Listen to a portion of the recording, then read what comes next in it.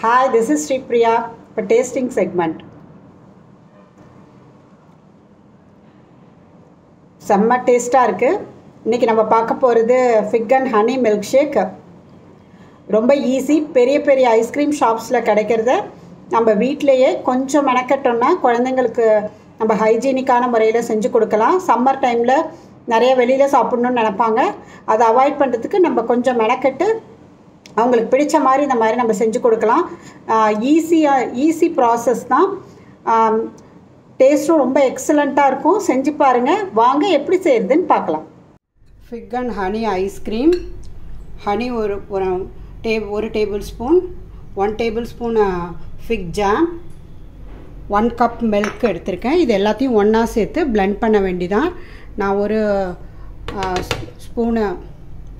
ஒரு பெரிய ஸ்பூன் போடுறேன்.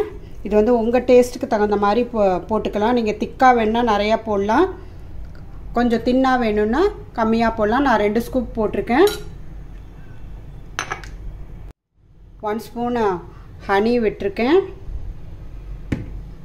இப்போ 1 கப் மில்க்கு, 1 ஸ்பூன் நான் வந்து ஃபிக் ஜாம் போட்டிருக்கேன்.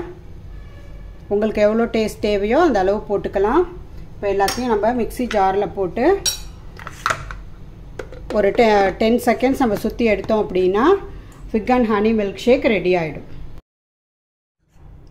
ஃபிக் and honey milk shake ready. இப்போ நம்ம ஒரு கிளாஸ் டம்ளருக்கு இதை ட்ரான்ஸ்ஃபர் பண்ணலாம். இப்போ fig and honey milk shake குடிக்கிறதுக்கு ரெடியாக இருக்குது.